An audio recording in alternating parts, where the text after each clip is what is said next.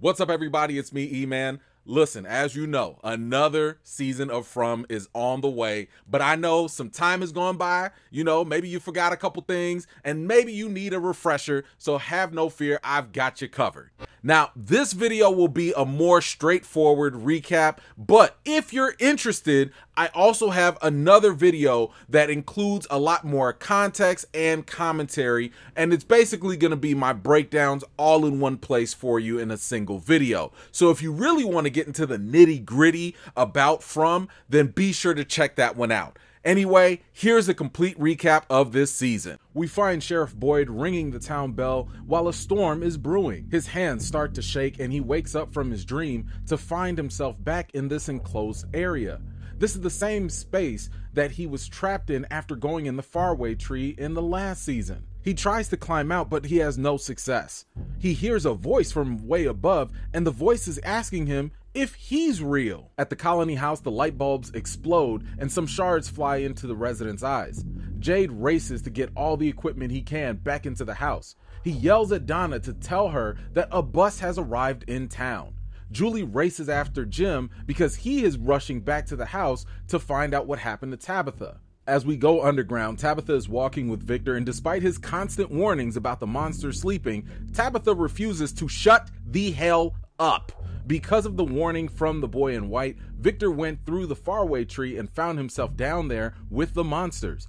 As they continued on, Tabitha found items like a suitcase with some clothing. Julie finally gets back to the house. Jim finds the hole in their house completely filled in with debris. Both the bus and townspeople go over there to help.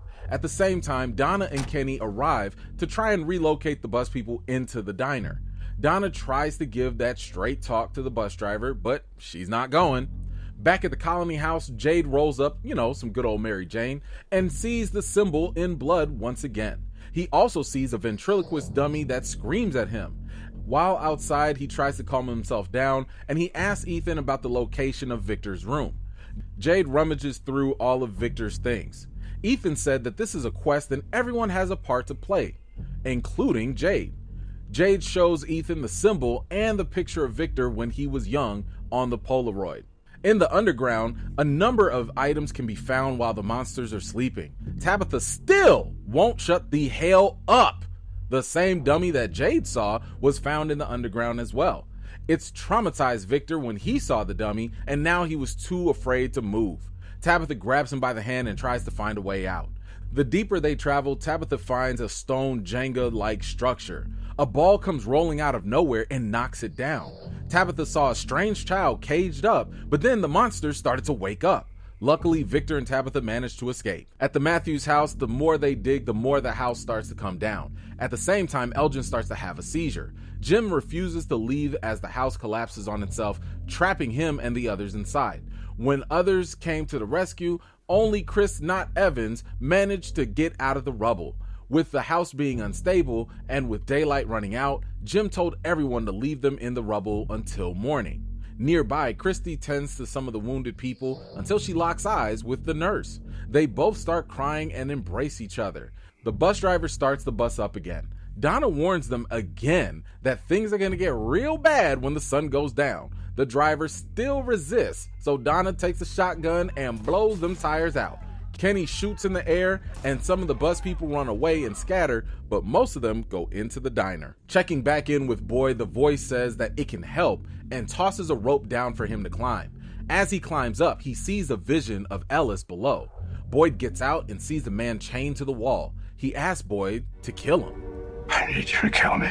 We're back with Boyd in some sort of strange room. He found out that Martin was the person who helped him with the rope. Boyd tells Martin that he's from the town, and Martin asks him if he came through the tree. He said that when you get trapped or stuck, that's when they get you. While being in this place for years, Martin pleads with Boyd to kill him. Back at the diner, Donna has rounded up as many of the bus people as possible and has them held at gunpoint. She starts talking to them about the fallen tree, and the bus driver wonders how she even knew about that. Christy and Mary are talking in the back room, and Mary is still distraught over Christy's long absence. The sun has gone down, and Jim, Tom, and Brick are pinned under the house. Brick wakes up and won't shut the hell up. He doesn't feel comfortable in dark spaces and won't stop moving about despite Tom telling him to be quiet. Now, Brick is pretty dumb, so he ignores Tom's warnings and starts to whine about wanting to go home. After being told what's going on and hearing all of the screams of the people outside, Brick still won't be quiet. He then starts to cough up blood. At the diner, Julie keeps looking out the window because she's so worried about her dad. Kenny tries to distract her with questions and assures her that hiding from the monsters used to work in the past. Outside the diner, some of the bus people are scattered all about. Fatima and Ellis try to warn them to run to safety, but it's too late. They dead. Fatima is at her wit's end with the monsters as they simply smile at her and urge her to come right outside. At the diner, great value Chris Evans grabs Kenny's gun and takes him hostage. A standoff ensues between him and Donna. He hears people's screams outside and wants to open the door to go out and help them. However, Donna says that whatever he does, she's going to shoot him before he tries to open that door. A knock at the door happens and causes a distraction, and that allows him to get subdued. As Boyd attempts to free Martin, Martin asks him if he thinks Abby was right about if this was all a dream. Boyd looks at him shocked. Feeling weak, Martin collapses. When Boyd tries to help him up, he can see worms crawling throughout Martin's body. Just then, the music stopped playing. Martin says that they're out of time and he slashes Boyd's arm. He grinds his wound into Boyd's arm and says that his blood is now Boyd's blood. Then he falls and dies. He dead. Boyd grabs a torch and heads out the door, only to find himself in a completely different place out in the woods. A dog barks and comes over to him. Boyd decides to follow the dog. Back in the town, two people from the bus walk into the bar. They can hear the screams of others from outside. They also hear a knock at the door and they proceed to open it. Elsewhere, Jokerface goes inside of a bus. He admires the steering wheel and sits in the seat and turns the wheel. He hears a sound in the back and finds an elderly couple. They dead. We start back with Boyd, who's still stressing about his newfound worm situation. Ellis presses him for more answers about what happened out there in the woods with him and Sarah. Boyd tells Ellis what happened, but he seems a little frustrated because Boyd didn't come back with answers. It turns out that Ellis is actually more upset with what's going on with Fatima. Here comes evil Chris Evans as he is butting heads with Donna because he wants to keep his firearm. Boyd comes in and tells him that the residents of the town do not carry firearms. He tells him that he can keep his gun if he wants to, but he's going to have to go and live out in the woods and fend for himself, or just listen to the lady. Donna told Boyd that the storm wiped out half of their crops. Ethan said he wanted to see Victor because he thinks he's going to be mad at him for letting Jade go through his things. Tabby speaks with Mrs. Liu to ask for supplies given the fact that their house just collapsed. Mrs. Liu told her that Tabitha's family can stay in her house. Elsewhere, Kenny and Ellis are looking for traps, but Ellis is focused on getting flowers for Fatima. Kenny is looking for one of the rods that props up the traps until he hears a sound from a phone. When they locate the sound, they find one of the bus crew with a rod pinning her head to the tree. To their surprise, she's still alive. She begs them for help. Marielle and Christy talk things out, but Marielle says she needs more time to herself. Kenny rushes back in and asks for Christy to come help the girl in the woods. Back in the woods, Kelly reminisces about what happened in the bar the night before. She said that those monsters dragged them outside and made her watch.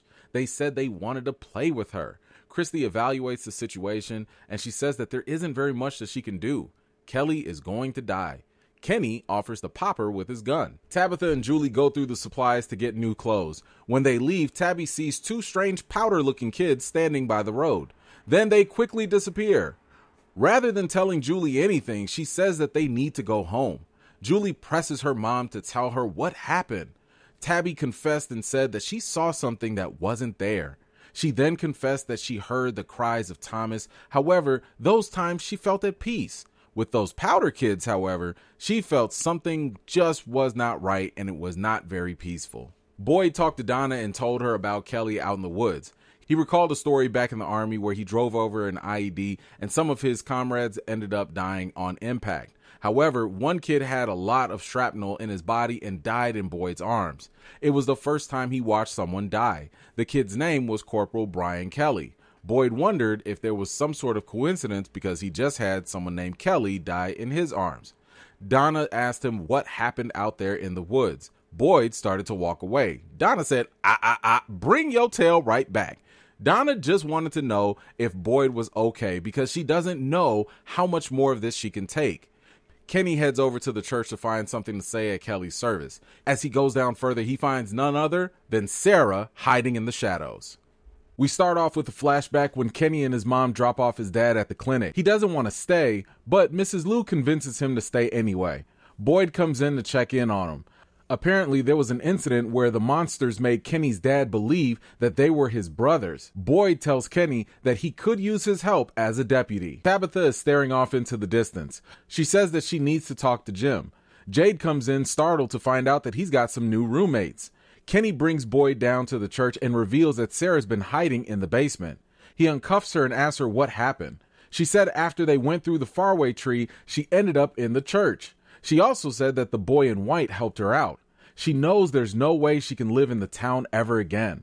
She then finds out that Boyd hasn't told Kenny the truth about what really happened in the clinic. Boyd tells Kenny that Sarah is connected to this place. He told him that Father Khatri was working with her and that he took her into the forest with him. Kenny is pissed. He don't want to hear none of that. Boyd slips up and says that Sarah killed people. Kenny thought that it was only her brother Nathan. Kenny says that she belongs in the box. Boyd says no one needs to go into the box. His hands tremble and the COVID worms start to crawl. Julie goes back to the colony house with Ethan. Fatima says that Elgin was having a rough time adjusting, so Julie tells him that she's available to talk whenever he wants. Victor is in his room drawing until Ethan comes in. He tells Ethan that he is mad at him for going through his things. Well, luckily for him, Ethan brought him some markers as a peace offering. Christy looks over Boyd's injuries. He shows her his spider bites, but she's more concerned about the wound on his arm. He lies and tells her that it was just a tree branch. She asks him about his tremors and other symptoms. When he mentions his dad having mental issues, she says that the cognitive issues don't really show up until much later down the line with Parkinson's. She tells him to avoid adding any extra stress, and he found that laughable. Jade goes back to the bar and runs into the bus driver. She mentioned how Elgin begged her to turn the bus around, but Jade confirmed that this all occurred after they saw the fallen tree. He also tells her not to feel bad about the others. She recounted how she took this job to pay for her degree. After paying it off, she decided to stay with the bus company a little bit longer just to kind of treat herself. Jade told her that he sold his software company right before he got there. Father Khatri appears to Boyd, and he asks him how he's going to tell Kenny about Sarah. Khatri also tells Boyd that he's the father Kenny doesn't have. Jim confronts Donna and says that she heard the voice on the radio. She admits to hearing the voice, but also acknowledges that if there are people watching them, they aren't helping them. She goes on further by asking Jim, how does he know that they weren't monsters? She tells him to be quiet until they know more. Kenny confronts Sarah and asks about the voices that she's been hearing in her head. She acknowledges that Boyd gave her a chance that she doesn't really deserve. He begs her to help him understand what's going on. Tilly comes to talk to Boyd, and she points him over to the clinic to find Kenny. Turns out Sarah told Kenny the truth about his dad, and Boyd admitted that he knew about this, which made Kenny livid. He throws down his badge and quits as his deputy. We start off with bootleg Chris Evans hearing a knock on the bus door. He wakes up to see Granny at the door, just checking in to see if he's all right. Hi, are you comfortable in there? He yells at her and the other monsters, and they just simply walk away. Jade is in the bed, and all of a sudden he sees a vision of the man from the image, along with the symbol, which starts to bleed. Boyd is awakened in the church by some knocking. Sarah comes in to see what's going on, but Boyd tells her to go back downstairs. The Matthews come in enraged that Sarah is back in town. Being hard-headed, Sarah comes out anyway, and Tabitha cusses her clean out. Boyd heads out for the colony house. Sarah travels back to her old home in the town where she finds new people living there. She sees her brother's old clothing, but the new residents ask her to put it down and to get the steppin'. She was trying to find an ornament, but they said that they gave everything to Kenny's mom for storage. At the Matthews residence, Ethan is hiding in his room after hearing his parents talk about Sarah. He comes out of his room and says that he wants to go see her.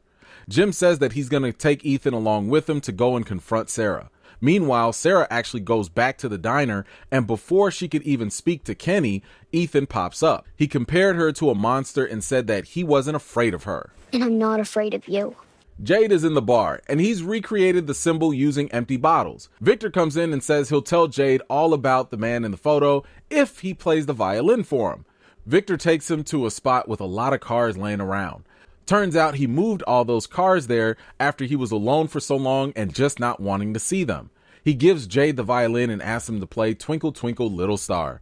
Victor said that his mother would play this for him to help him stop being afraid. Elgin walks into the church and finds Sarah sitting there. He said that he used to go every weekend to go see his grandmother. Sarah said that her and her brother would collect ceramic ornaments. Nathan actually kept one of them and brought one to town.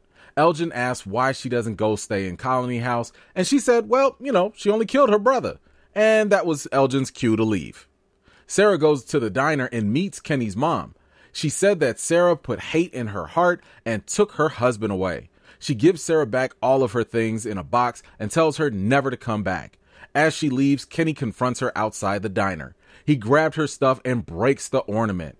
He threatens to take her into the box himself if she ever comes near his mother again. Marielle gives Christy a questionable haircut.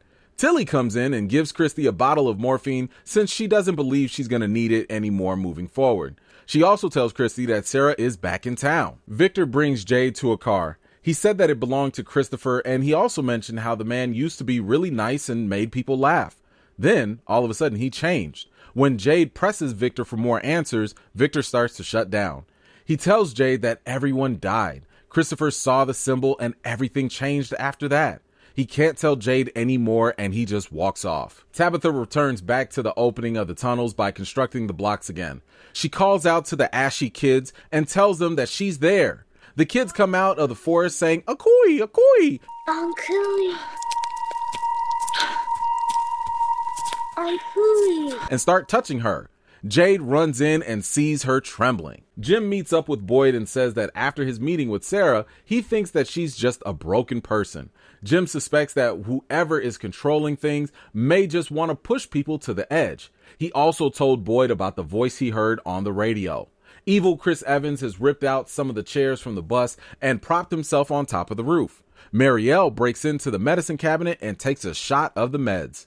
Ethan goes back to putting up the structure as he sees Sarah walking down the street, but not without giving her a long, mean mug. Boyd walks into the diner and immediately the radio starts to play. At that moment, his COVID worms start to move about his arm and Kenny's mom comes out. Boyd says that they have to talk. Boyd tries to talk to Mrs. Liu about his decision in keeping Sarah in town. That is until Kenny came in. Boyd leaves and goes back to the church. He finds it empty, and all of a sudden he starts to hear the very same music box that he heard playing when he initially met Martin.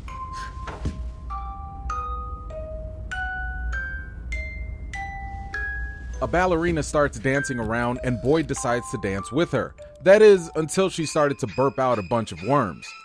Boyd wakes up apparently passing out before ever leaving the diner. Kenny takes him over to the clinic to see Christy. Back at the Colony House, Ellis, Fatima, and Donna are collecting what's left for their food rations.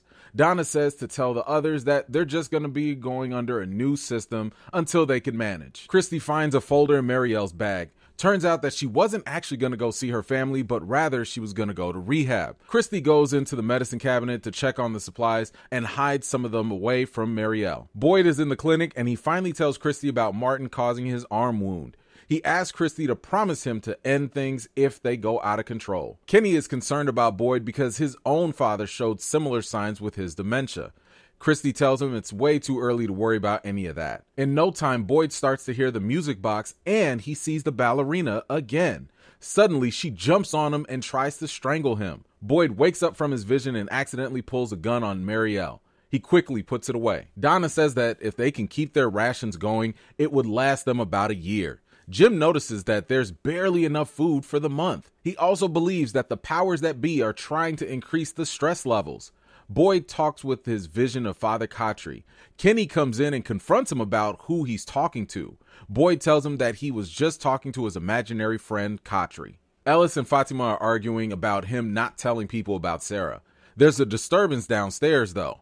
Gail is accusing Elgin of stealing food and says that the bus people have got to go. During the argument, he stabs Ellis with a knife. Oh, God. Oh, I'm sorry.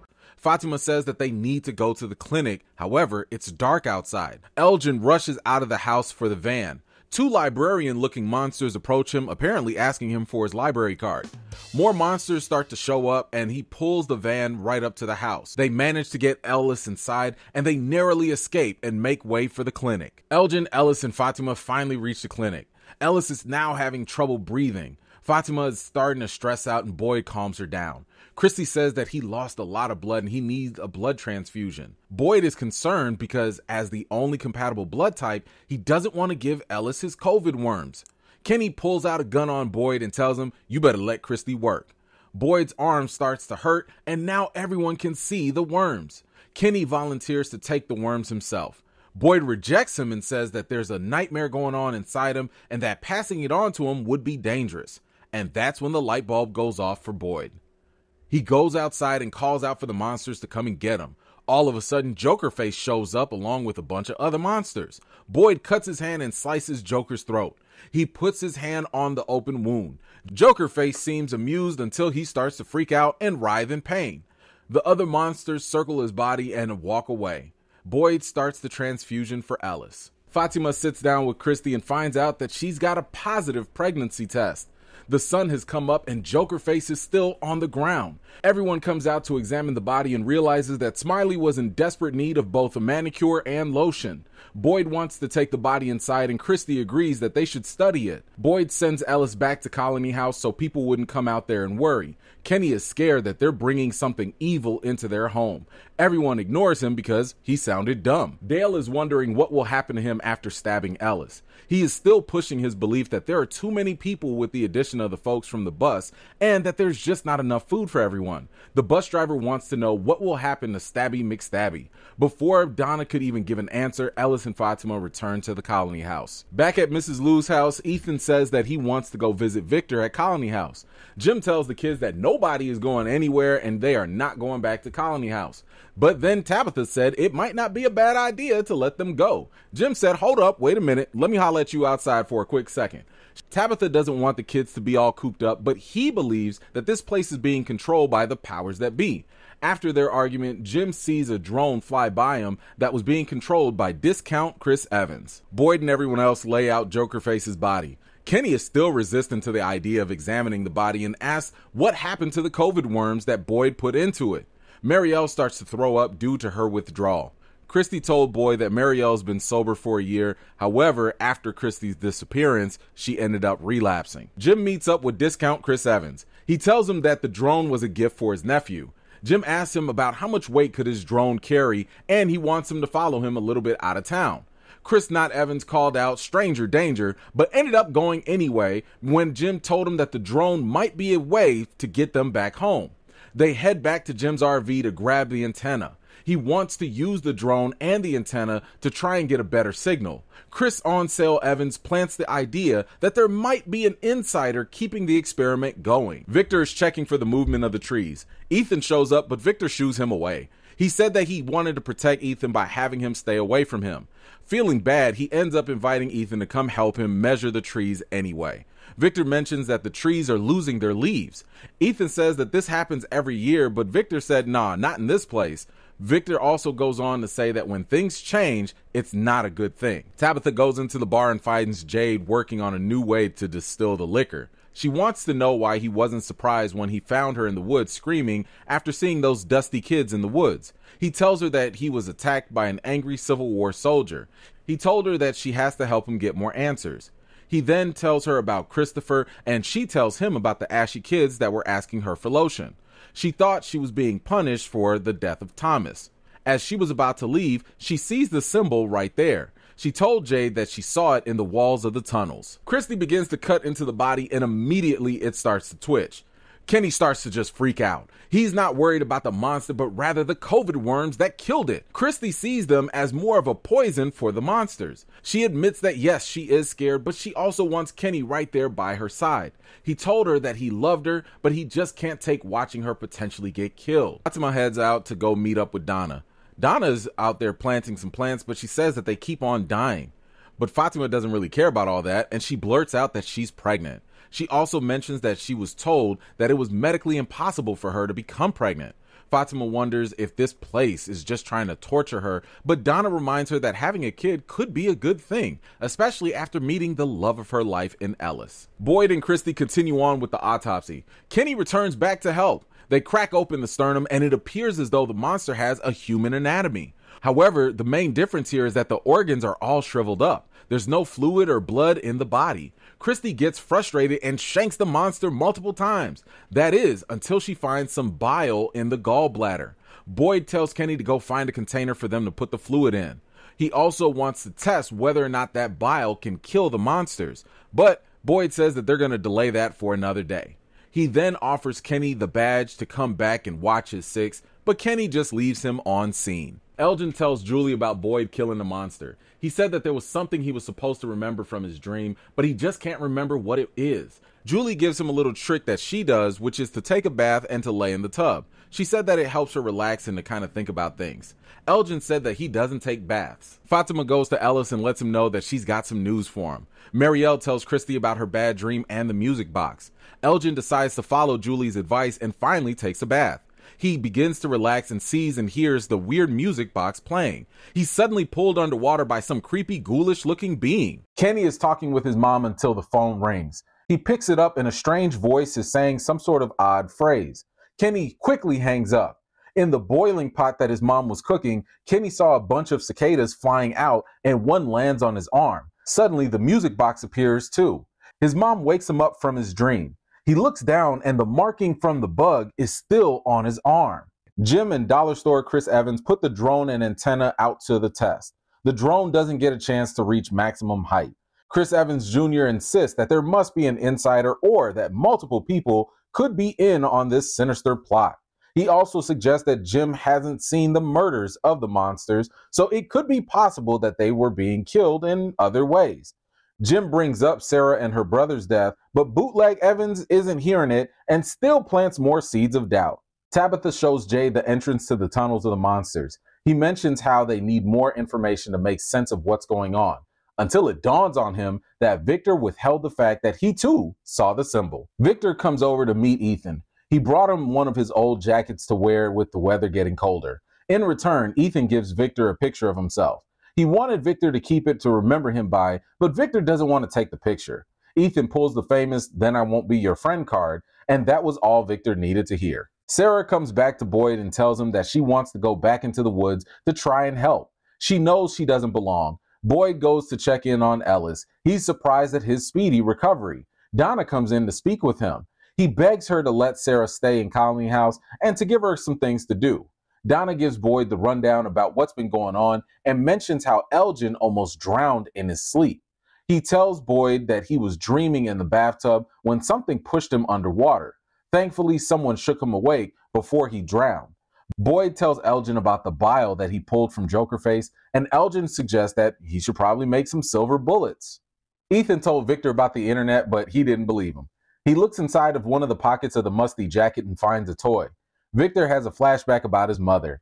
Jade comes in berating Victor about not telling him about the symbol and the tunnels. He implores that all of the information Victor knows matters and it's all important to getting them all home.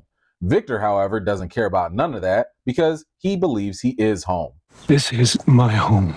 Jim and janky Chris Evans confront Sarah in the church. She tells them that she was traveling from Pennsylvania and heading to Boston. Just then, Donna walks in to bring Sarah some clothes to clean. She tells Jim and Chris Not Evans to leave, but not before he gets all in her face. Jim tells him that they need to go watch the monsters. He suggests that they go do that inside his RV at night and see what the monsters are actually up to. He tells Julie that he's going to stay the night in the RV just so that she doesn't worry about him. Donna confronts him about how he approached Sarah. She warns him to stop giving Chris Not Evans any more crazy ideas. Meanwhile, Boyd visits Kenny and tells him about Elgin's silver bullet idea. They both head to the clinic and find Marielle distressed. When they go downstairs to the boiler room, they go check in on Jokerface's body. They can hear some crawling noises in the room and Boyd barges in. Something is moving on Jokerface's body under the cover, and it turns out to be a bunch of cicadas that were crawling all over. Kenny says that he had a dream about those very same cicadas. He mentioned the music box, and then all of a sudden, Donna shows up. Victor reminisces about his mother giving him some crayons. She hugged him and told him to stay there until morning. She runs out the cellar and closes the door. Tabitha visits him and asks why he lied about seeing the symbols. He said that people don't come back who go looking for answers. However, he does mention that there are some other pictures around that probably could help. He brings her to a car and admits that he's afraid to remember. Tabitha said, yeah, whatever. I'm gonna need you to be brave so we can get up out of here. Victor pops open the trunk and immediately starts having flashbacks about his mother. Inside the trunk are more pictures drawn in crayon. As Victor continues to remember his mother, he finds a picture with another girl's name on it next to his. That's when it dawned on him that he had a long-forgotten sister. Boyd levels with Donna and tells her about the things they found in Jokerface's body. She's upset with him for taking so long to tell her about this. When he shows her the body, all of the cicadas have now disappeared.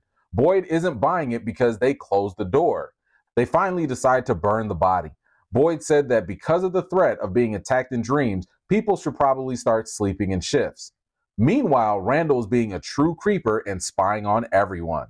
Tabitha reaches for a picture of a tower that appears to be a lighthouse. Victor explained that that's where his mom went the night when all the bad things happened to go save the children. Donna heads back to Colony House, but she's met up by Chris Garage Sale Evans. Later, Jim goes back into the woods and heads for the RV. He hears Donna call out his name. When he approaches, he finds out that she's been tied to the tree by none other than evil Chris Evans himself. New plan. Boyd and Kenny enter Reggie's home to find a body on the bed, horribly mutilated. She dead. He said that the victim was talking in her sleep until something cracked inside of her body. Boyd asked him what was said, and he said that she kept repeating some same rhyme that Kenny had heard in his dream.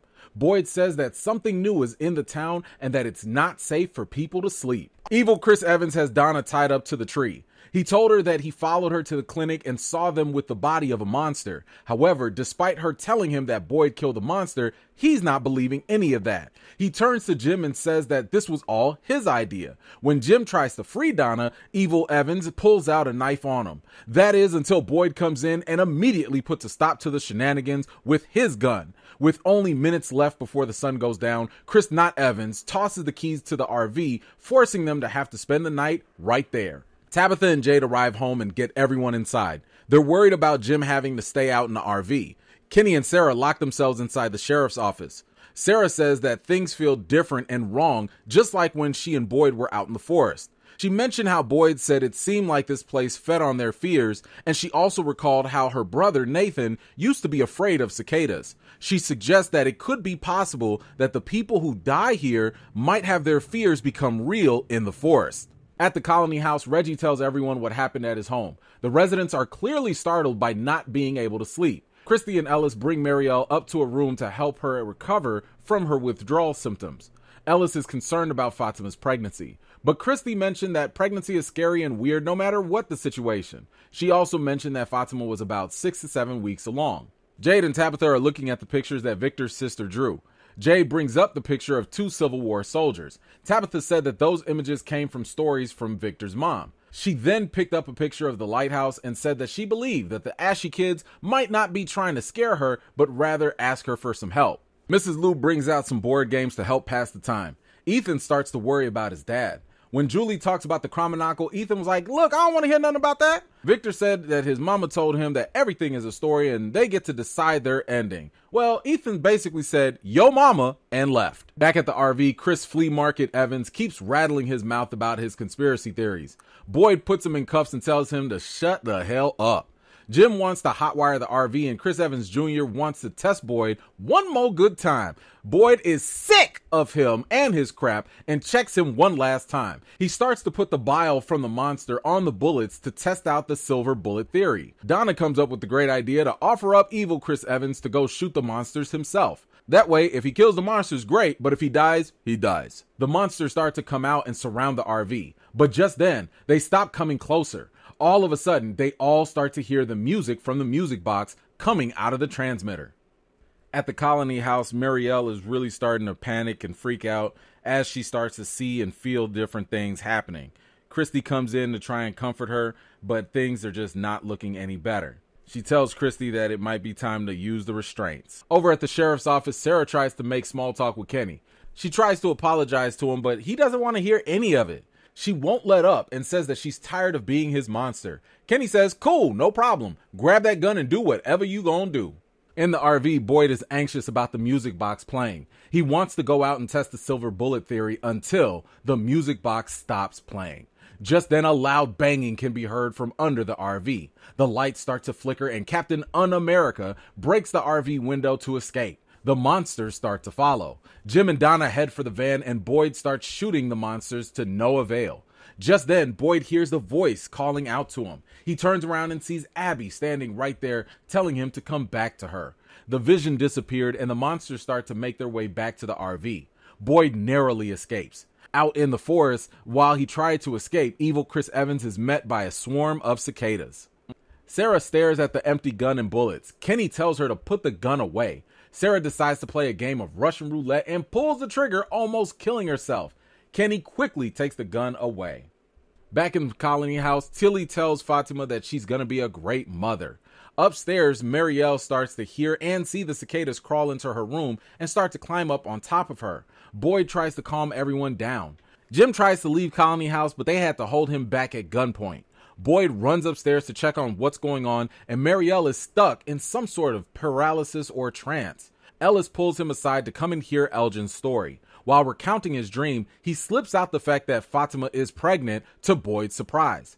Elgin said that he saw a boy in white repeating the same phrase in his dream. He repeats the same phrase from Kenny's dream, and the bus driver recalls that her grandmother recited the very same nursery rhyme. Back in town, while Tabitha continues to believe that a major clue is for her to go to the lighthouse, Julie starts freaking out on the floor, just like Marielle. Christy and Kenny arrive at the house to check on Julie. They find Boyd already there. Outside, Jade states the obvious and how much they just don't know. However, he does make the observation that they need two pieces to connect just to start figuring things out. Boyd leaves and says that he has to go talk to Sarah. For some reason, Dale avoided getting the box, but he ended up joining Elgin and Donna on their search party near the RV. They search the woods for Chris Not Evans until they find his body. When they try to move him, he starts to scream out with his eyes whited out. At the same time, back in the town, Julie also starts to scream out in pain, and at the colony house, Marielle does the very same. Sarah, Boyd, and Kenny go out into the woods. Boyd tells her about the nursery rhyme in Elgin's dream. She mentions that the boy in white was trying to help them. They return back to the site where Boyd woke up after meeting Martin. Sarah can hear the music box. She can hear the screaming and the torture that's happening, and her nose starts to bleed. She starts to repeat the rhyme, saying that it needs them to stay. She says that it's laughing at Boyd for setting it free on the town, that it wants to hurt everyone and make them suffer. It got excited also when it touched Kenny's arm. She says that Julie and the others are dying, and when they die, it'll be too late. She says that Boyd has to make the music stop. Back at the colony house, Tilly leads a group in prayer. Tabitha tells Jim about Victor's mother. She believes that she's got to go to the tower to save the crusty kids, which might save Julie. Jim is worried about what happened to Victor's mom could possibly happen to Tabitha too. She asks Victor if he knows the way to the tower. He mentions that he knows a way through the bottle tree. Boyd wants to help the people feel more comfortable in town, so he tells Kenny to go just tell folks that they're working on a solution. Ellis checks in on Reggie to see how he's doing and tells him that, look, none of this was anyone's fault. And this was the point where Reggie decided that he was going to be on some total BS. Fatima tells Ellis to meet her at the altar in her white dress. They ain't getting no younger, so they might as well do it. Oh yeah. She says, let's get married. Jade is breaking glass bottles in the bar until a hallucination of Tom the bartender shows up. He believes it's a stress-induced psychosis. He wants to find a different way to look at the symbol. Tom mentions how Jade changed the still of the liquor. He says that Jade is still overthinking things. He mentioned that Tabitha said that the symbols were in the tunnels and he knows what he has to do. Nature puts the most precious things in the most difficult spots to reach. It's all according to natural design. Tom also mentions about making moral choices because they're right and not because they make philosophical sense. At the sheriff's station, Sarah offers to go bury Paula's body. Boyd takes a look at his hand and gets really upset. Reggie goes to the storehouse and slices the throat of one of the colony house residents. He dead. He steals one of the shotguns and heads off. Boyd enters the church and proceeds to cuss out God himself. He brings up how Father Khatri prayed till his last breath, but he demands an answer as to why things are the way they are. Just then, Donna pops in. He told her what Sarah said about how everyone is going to die that was currently being held hostage, and how the music box was there but not really. He also mentions seeing Abby and acknowledges that he brought this thing here. Donna reminds him that he also gave people more time and that his son is about to get married and he needs to focus on that for now. Kenny comes in to check on Marielle. Christy is having a really hard time and she's really starting to lose hope about their grander purpose here. He tries to look at the bright side of things and mentions that maybe their actions might make things better for the next group of people that might come through the town. Jade gets some twine and stands out at the entrance of the monster's tunnel. He falls in and starts to make his way through. He finds the same ventriloquist dummy that he previously saw in his visions. As he travels deeper in, he sees visions of the ashy kids laying on the stones, and as he looks above, the symbol is made out of vines. The same symbol that he's been seeing in all of his visions. When he looks again, the opening is now closed. Victor takes Tabitha to the bottle tree. He said that this is where he found his mother's body. He explains that it's a faraway tree, that this one is special because it takes you to the tower. He gives her his lunchbox filled with some snacks. She steps in and is transported immediately to another part of the forest. She walks right up to the entrance of the lighthouse. Fatima and Ellis get ready to start their wedding. Boyd walks Fatima down the aisle to give her away. They exchange their vows and that gives Boyd some inspiration. He congratulates the happy couple and heads off. Boyd goes back to Victor's truck to retrieve the torch that he took from earlier when he was trapped in with Martin. As he comes out, Reggie pulls a gun on him. He blames Boyd for bringing all the disaster to the town and shoots Boyd in the arm. Boyd quickly fires back, killing Reggie. He dead. Boyd goes back to the site and lights the torch. He instantly is transported back to the dungeon where he finds Julie, Marielle, and Chris buy one, get one free Evans. Boyd finds the music box, but before he could do anything, he sees a vision of Abby. She begs him not to break the box because it'll only prolong the suffering of the people. She says that they're all gonna die screaming. She also mentions that he doesn't have to be afraid because none of this matters. Boyd doesn't believe that this thing let Abby here just to catch up on old times. As a counter, she said that this thing knows that he won't listen, and she mentions how it's hope that feeds the forest rather than fear. She explained that hopes makes people willing to suffer, and this thing loves suffering. She said to just let it go because everyone's gonna die anyway. Boyd refuses to listen, uses the torch to strike the music box, and proceeds to A-Town stomp it into pieces. Everyone that was trapped starts to come back from their trance. Boyd is then transported back out of the dungeon. Just then, he sees the same dog that also appeared whenever he was lost in the forest. Ethan opens the door and says there's no more buzzing outside. Julie wakes up and asks where's her mother, Tabitha. We go back to her as she climbs the tower stairs, hearing the ashy kids call out to her. She reaches the top and the boy in white appears. He apologizes to her and says that this is the only way. He pushes her out of a window. Tabitha wakes up then in a hospital bed all wounded up. She gets out of her bed to look out the window, but right then the doctor comes in and tells her that 3 days ago, some hikers found her outside the woods. She looks out the window finally and sees that she might be back in the real world. Okay, well, that was it for this season. Guys, please be sure to subscribe to this channel and please ring that bell. Click the bell so you can get the notifications because I've got some compelling theories for you. I have some interviews with the cast that you do not want to miss, and I will be breaking down every single episode in the next season. I'm telling you, we're going to have us a good old time. So thank you so much for watching, and I'll see you later.